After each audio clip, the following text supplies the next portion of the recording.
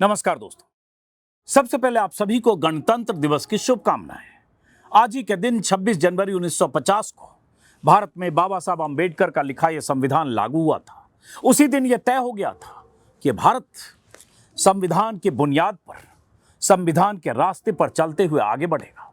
लेकिन इन 75 सालों में कई बार ऐसी कोशिशें हुई जो संविधान की मूल आत्मा के खिलाफ थी। कई बार ऐसी साजिशें हुई जिससे संविधान की आत्मा जख्मी हो।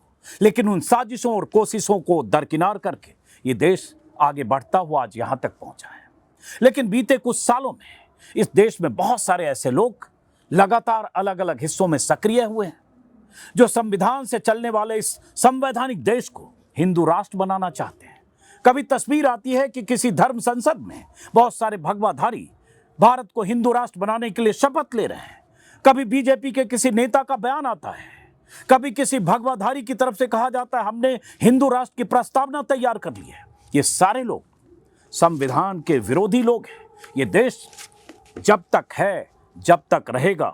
इस देश के 150 करोड़ लोग जब तक बाबा साहब अंबेडकर के संविधान में यकीन करेंगे, तब तक वो सारी साजिशें विफल होगी, नाकाम होगी। और आज मैं बात क्यों कर रहा हूं?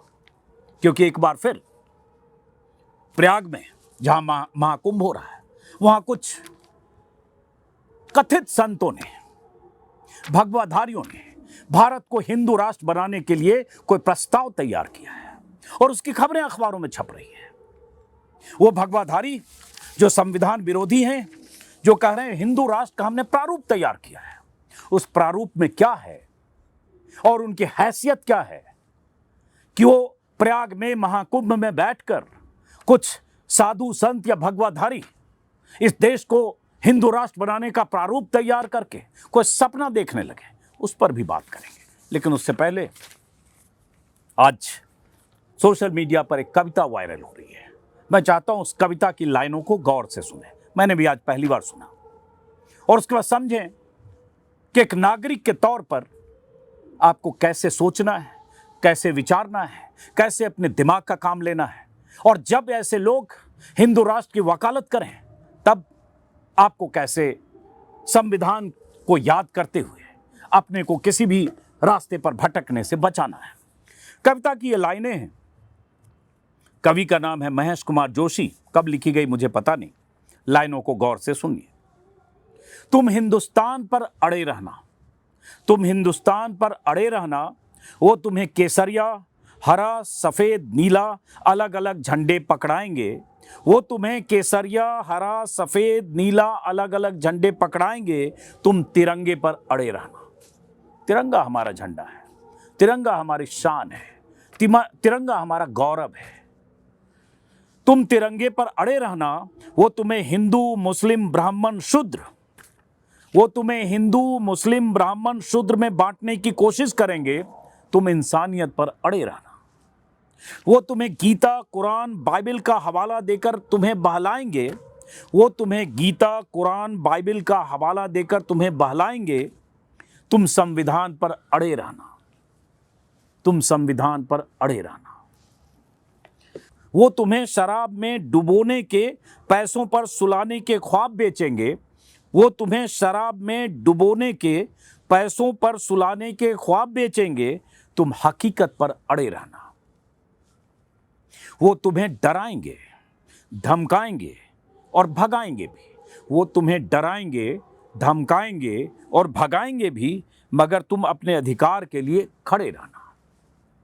क्योंकि तुम अपने ही नहीं, क्योंकि तुम अपने ही नहीं, हिंदुस्तान के भी भविष्य के निर्माता हो। तुम हिंदुस्तान पर अड़े रहना।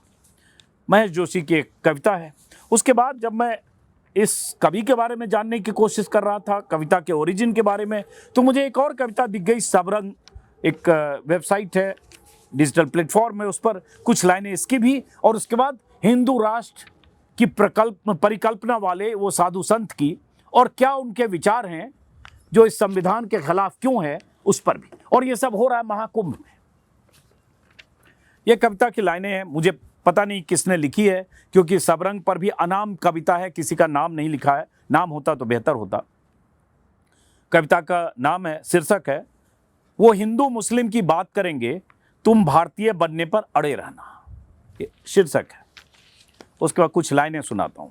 वो तुम्हें गोमूत्र पर ले जाने की कोशिश करेंगे, वो तुम्हें गोमूत्र पर ले जाने की कोशिश करेंगे, तुम पेट्रोल पर अड़े रहना। वो तुम्हें हिंदू मुस्लिम पर ले जाने की कोशिश करेंगे, तुम जॉब गैस राशन पर अड़े रहना। वो मंदिर बनाने की बात करेंगे, तुम हॉस्पिटल पर अड़े रहना। वो स्टैचू बनाने को सही साबित करेंगे, तुम स्कूल बनवाने पर अड़े रहना। वो दल की बात करेंगे, तुम दाल के दाम पर अड़े रहना। वो कहेंगे न्यू इंडिया बनाएंगे, तुम अच्छे दिन की डिलीवरी पर अड़े रहना। वो तुम्हें जय हिंद के नारों में उलझाएंगे, तुम हिंद के वासियों के वेलफेयर पर अड़े रहना। वो कश्मीर की बात करेंगे, तुम बढ़ती कीमतों पर अड़े रहना। वो मदरसों की बात करेंगे, तुम किसानों की बातों पर अड़े रहना। वो मन की बात करेंगे, तुम काले धन की बात पर अड़े रहना। वो गौशाला खोलने की बात करेंगे, तुम बच्चों के पाठशाला पर अड़े रहना। वो टैंक लगाने की बात करेंगे, तुम अपने टैंक में पानी की सफाई पर अड़े रहना। वो हिंदू मुसलमान की बात करेंगे, तुम भारतीय बनने पर अड़े रहना। ये किसी ने लिखा, जैसा कि मैंने कहा अनाम कविता है, तो इसलिए मैंने ये भी सुनाया। चूँकि आज 26 जनवरी है, हर तरफ तिरंगा है, भारत की आन बान शान की चर्चा है, इसलिए बात ये भी कि भारतीय होने के लिए अनिवार्य शर्त क्या है और संविधान की ताकत क्या है, और भारत का हर नागरिक क्यों संविधान में यकीन करे, जो संविधान हमें किसी भी धार्मिक आधार पर हिंदू राष्ट्र, मुस्लिम राष्ट्र, इस तरह की किसी भी परिकल्पना के खिलाफ जो संविधान हमें नसीहत देता है, ताकत देता है, शिक्षित करता है। संतों ने बनाया हिंदू राष्ट्र का प्रारूप। अमर उजाला में खबर छपी है, आलोक कुमार त्रिपाठी हैं अमर उजाला संवाददाता, उन्होंने लिखी है। कल ये खबर थी, लेकिन कल मैं दिल्ली में अलग अलग जगहों पे चला गया, तो मैं कल इस पर बात नहीं कर पाया। अब इसमें खबर में क्या है कि संतों ने अखंड हिंदू राष्ट्र का पहला प्रारूप तैयार कर लिया। ये कौन होते हैं संत भाई, जिन्होंने हिंदू राष्ट्र बनाने का प्रारूप तैयार कर लिया? वो भारत के नागरिक हैं, और अगर भारत के नागरिक हैं, उन पर यह संविधान लागू होता है, और ये भारत, ये राष्ट्र संविधान से चलेगा, हिंदू राष्ट्र की परिकल्पना और प्रारूप से नहीं। बहरहाल, महाकुंभ में वसंत पंचमी 3 फरवरी को इस देश की जनता के सामने रखा जाएगा। 3 फरवरी को ये प्रारूप रखा जाएगा। 12 महीने 12 दिन में इस प्रारूप को उत्तर और दक्षिण भारत के 25 विद्वानों ने तैयार किया है।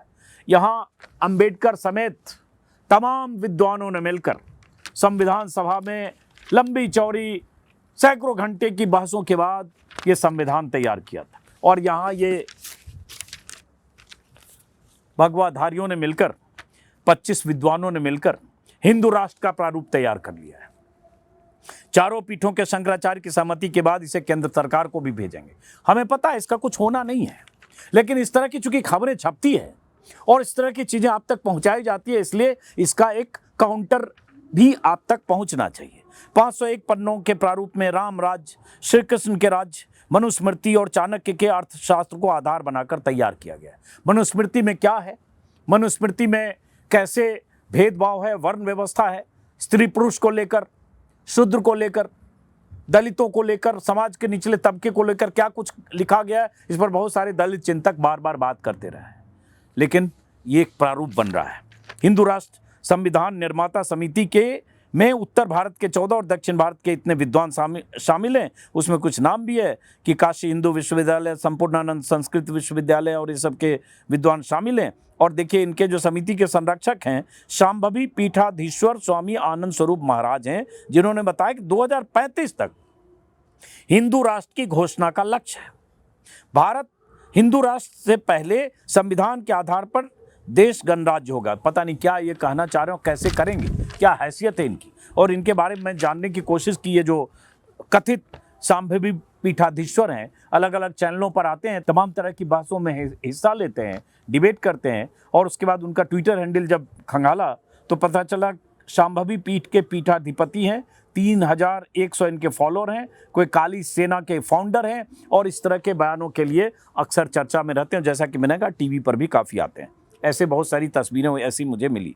अब इसमें इन्होंने देखिए क्या कपोल कल्पना है, कहाँ तक कल्पना की उड़ान जा सकती है कि बैठे हुए अलग अलग जगह पर ऐसे भगवाधारी मिलके उन्होंने प्रारूप तैयार किया। उसमें क्या क्या बना दिया। उन्होंने लिखा है कि युद्ध पर नेतृत्व करेंगे राष्ट्राध्यक्ष। उसमें है कि राष्ट्राध्यक्ष का चयन गुरुकुलों से होगा धर्मशास्त्र और राजशास्त्र में पारंगत व्यक्ति जिसने राज्य संचालन का 5 वर्ष का व्यवहारिक अनुभव लिया हो वही राष्ट्राध्यक्ष के योग्य होगा। युद्ध के समय राजा को अपनी सेना का नेतृत्व करना होगा। लागू होगी हिंदू न्याय व्यवस्था। ये प्रारूप भाई साहब इन लोगों ने बनाया है माफ करिए 501 पन्ने का प्रारूप, और उसमें हिंदू राष्ट्र में हिंदू न्याय व्यवस्था लागू की जाएगी। यह संसार की सबसे प्राचीन न्याय व्यवस्था है। राष्ट्राध्यक्ष के नियंत्रण में मुख्य न्यायाधीश, अन्य न्यायाधीश होंगे, कॉलेजियम जैसी कोई व्यवस्था नहीं होगी, और दुनिया भर के ये सब इसमें इन्होंने पूरा बना दिया है कि न्यायपालिका क्या होगी, कार्यपालिका क्या होगी, मतलब विधायिका क्या होगी, राजा कौन होगा, सेनापति कौन होगा, सब इन्होंने बैठ के ये 2 दर्जन भगवाधारियों ने बैठ के तय कर दिया है, और तय करके 500 पन्ने का प्रारूप बना दिया। और इनकी हिम्मत देखिए कि इसको जारी कर दिया, अखबारों में प्रेस रिलीज की तरह से खबरें छप गई। अब उसके भारत सरकार को भी भेजने वाले हैं और शंकराचार्य की सहमति लेने वाले। अब चारों शंकराचार्य, मुझे लगता है हम ऐसी उम्मीद करेंगे कि शंकराचार्य के पास ये जाएगा तो खारिज करते हुए बयान भी दें कि इस तरह की बेवकूफ़ी भरी बातें और इस तरह का प्रोपेगेंडा ये पब्लिसिटी स्टंट है, और किसी तरह से इस तरह की मूर्खतापूर्ण बातों को तवज्जो नहीं देनी चाहिए। और मैं तो उम्मीद करता हूं कि योगी आदित्यनाथ लगातार कुंभ में उनके मंत्रिमंडल के तमाम सदस्य हैं, डुबकी लगा चुके हैं योगी आदित्यनाथ, और पता नहीं कितनी बार अभी लगाने वाले हैं। कैबिनेट बैठक कर चुके हैं प्रयागराज में, सारे यूपी सरकार के मुख्यमंत्री, डिप्टी सीएम सारे वहीं हैं, लगातार आ जा रहे हैं। क्यों नहीं किसी ने कहा कि यह बकवास है, और क्यों नहीं कहना चाहिए बकवास है इस तरह के हिंदू राष्ट्र की परिकल्पना और प्रारूप की बात? क्यों नहीं कहा कि यह फालतू बात यहां मत करिए? नहीं कहेंगे, क्योंकि ये सब एक दूसरे के एजेंडे को के लिए मुफीद बैठता है। इसी में यह भी लिखा है, कर्म आधारित वर्ण व्यवस्था को दिया जाएगा विधिक रूप। ये वर्ण और कर्म के आधार पर व्यवस्था भी यही लोग बनाएंगे, और इस देश में वर्ण व्यवस्था, जाति व्यवस्था, किस तरह से ब्राह्मण और क्षत्रिय और बनिया और सबसे नीचे उस जमात को रखा गया जिसको ये सब लोग आज भी शूद्र कहते हैं, उनकी वो मानसिकता।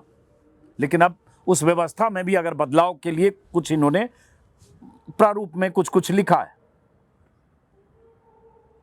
उसमें लिखा है, हाँ, हिंदू राष्ट्र में प्राचीन वैदिक गुरुकुल प्रणाली को लागू किया जाएगा। अंग्रेजी माध्यम के स्कूलों को गुरुकुलों में परिवर्तित किया जाएगा। अंग्रेजी माध्यम के स्कूलों को गुरुकुलों में, कहां हैं कूपमंडूक लोग, ये कौन लोग हैं? और शासकीय धन से संचालित सभी मदरसे बंद किए जाएंगे। निशाना कहां है सोच लीजिए। अब ये कोई समझदार आदमी जिसके पास दिमाग का 100वां हिस्सा भी है, वो समझ सकता है कि ये कौन लोग हैं, इनकी मानसिकता क्या है और ये क्या करना चाहते हैं। और ये अब यूपी में जब चुनाव होगा 2.5 साल बाद, तो ये सब क्या होगा उसकी ये एक तरह से पटकथा भी लिखी जा रही है। इसी में मनु याज्ञवल्क्य की स्मृतियों का व्यवहारिक उपयोग किया जाएगा। पिता की मृत्यु के उपरांत श्राद्ध करने वाला उत्तराधिकारी होगा। एक पति एक पत्नी की व्यवस्था चलेगी। ये कौन होते हैं कहने वाले? हिंदू विधि का अंतिम और सर्वोच्च उद्देश्य वर्णाश्रम व्यवस्था की पुनर्स्थापना। हालांकि सब पढ़ के मेरा तो बहुत गुस्से में आया कि क्या बकवास है यार। और उसके बाद इतनी बड़ी खबर छप भी रही है क्योंकि वो सब चीज वहां पे उसी तरह से सेट है मामला। उसके बाद इन्होंने कहा है कि शांभवी पीठाधीश्वर आनंद स्वरूप ने कहा कि भारत के संविधान में अब तक 300 बार संशोधन हो चुका है, धर्मशास्त्रों में अभी तक कोई संशोधन नहीं हुआ है और ये सब होगा। और उसके बाद इसमें कहा है कि हम वसुधैव कुटुंबकम को मानने वाले हैं। हम दोनों मूल्यों को प्रारूप में मूल में रखा गया है। चुनाव के आधार पर राष्ट्र के प्रमुख का चयन किया जाएगा। यह प्रारूप देश में रहने वाले दूसरे धर्म के अनुयायियों के खिलाफ नहीं है। सभी को रहने का अधिकार होगा, लेकिन राष्ट्र विरोधी गतिविधियों के खिलाफ दंड का प्रावधान है। सभी नागरिक के लिए सैनिक शिक्षा अनिवार्य होगी। अनाप शनाप लिखा हुआ फालतू का। खैर, लेकिन ऐसा नहीं है कि ऐसा बीजेपी के नेता या चुने हुए नुमाइंदे, बीजेपी के कई बार मैंने देखा है विधायक या सांसद, ऐसे लोगों के भी बयान आते रहते हैं हिंदू राष्ट्र हिंदू राष्ट्र। योगी आदित्यनाथ का इंटरव्यू 2000 मेरे ख्याल से 22 के चुनाव के दौरान या लोकसभा चुनाव के पहले शायद, हिंदू राष्ट्र था, हिंदू राष्ट्र है, हिंदू राष्ट्र रहेगा।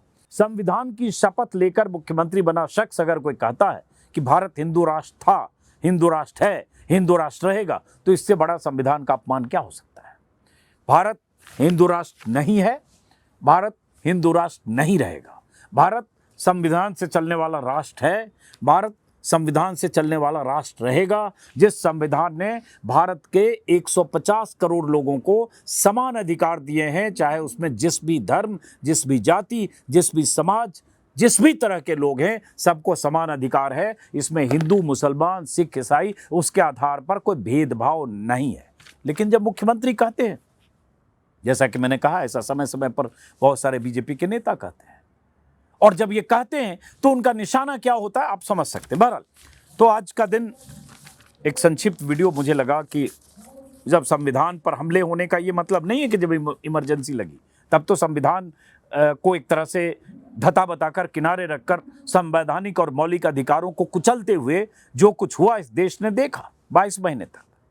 लेकिन उसके बाद जो एक बड़ी साजिश हो रही है आने वाले दिनों के लिए, आने वाले वर्षों के लिए, एक बहुसंख्यक आबादी के जहन में बार बार ये बात बिठाई जा रही है, हिंदू राष्ट्र की परिकल्पना वाली बात, एक धर्म विशेष को लगातार चिन्हित करते हुए उन्हें हिंदुओं के खिलाफ या बहुसंख्यक आबादी के खिलाफ, इस देश के खिलाफ, इस देश की सत्ता के खिलाफ उन्हें खांचे में फिट करने की जो बार बार कोशिश हो रही है। और उन्हीं कोशिशों का नतीजा है जब ये नारे की शक्ल में ये चुनावी रैलियों में कहा जाता है, बटेंगे तो कटेंगे, एक हैं तो सेफ है। ये सब एक दूसरे से मिले हुए हैं, उसी का एक्सटेंशन है। सबका मकसद एक है और सबका मालिक एक है। सबका मालिक एक है जब मैं कहता हूं तो आप समझिए कि देश की सत्ता पर कौन बैठे है। वरना किसी की क्या मजाल कि बार बार संविधान को चुनौती देते हुए इस तरह के सार्वजनिक तौर पर बयान जारी करें और किसी धर्म संसद में ऐसे शपथ लें, या दिल्ली में या अलग अलग जगह हेट स्पीच के दौरान इस तरह के हिंदू राष्ट्र की वकालत करें और उस मंच पर सत्ता से जुड़े लोग भी मौजूद हो। ये जो कथित पीठाधीश्वर हैं, इनका भी रिश्ता अखिल भारतीय विद्यार्थी परिषद से रहा है। मैं देख रहा था, उनके बारे में थोड़ा गूगल किया तो पता चला बीजेपी के बहुत सारे नेताओं से भी रहा होगा। तो इसलिए हम सबको अगर वाकई सिर्फ 26 जनवरी के दिन रिपब्लिक डे परेड को घर से देखते हुए या अपनी सोसाइटी में, अपने शहर में, अपने गांव में, अपने कस्बे में चौक चौराहों पर झंडा फहराते हुए कुछ देर के लिए उस कार्यक्रम का हिस्सा भर बन जाना रिपब्लिक डे नहीं है। उस हिस्से में शरीक होकर जलेबी समोसे खाकर घर आ जाना सिर्फ ये रिपब्लिक डे को मानना या गणतंत्र दिवस में गणतंत्र पर, संविधान पर यकीन करना नहीं है। अगर संविधान में आप यकीन करते वाकई, क्योंकि उसी की तो वर्षगांठ है, तो संविधान तो ये है। संविधान वो नहीं है जिसकी बात की जा रही है, जिस प्रारूप की बात की जा रही है। या तो आप कहिए कि आप उसमें यकीन करते हैं तो फिर 26 जनवरी का ढकोसला छोड़ दीजिए। बहरहाल, जब मैं ऐसी चीजें देखता पढ़ता हूं तो थोड़ा आक्रोश भी आता है। लेकिन ठीक है, ऐसे फ्रिंज एलिमेंट हों या बोलने वाले लोग हों जिनका मकसद कुछ और है, वो ऐसे अपनी कोशिशें, अपनी साजिशें करते रहेंगे। लेकिन हमें यकीन है कि ये संविधान इस देश की बुनियाद है, इसी बुनियाद पर इस देश की इमारत है, और इस बुनियाद को कोई हिला नहीं पाएगा, नामुमकिन है। चाहे वो कोई पीठाधीश्वर हो, चाहे कोई महामंडलेश्वर हो, चाहे कोई शंकराचार्य हो, चाहे कितना भी बड़ा धर्मगुरु हो, उन सब से ऊंचा ओहदा इस संविधान का है।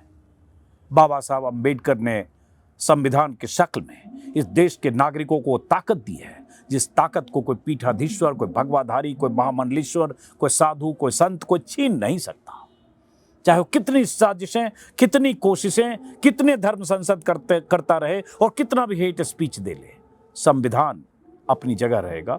हाँ, इसको जख्मी करने की कोशिशें समय समय पर हुई है, हो सकता है कुछ जख्मी कर जाए, लेकिन उनकी कोशिशें, साजिशें और उनके मंसूबे हमेशा नाकाम होंगे। उसके लिए इस संविधान ने हम सबको इतनी ताकत दी है। फिलहाल इस वीडियो को खत्म करते हैं, फिर मुलाकात होगी। नमस्कार।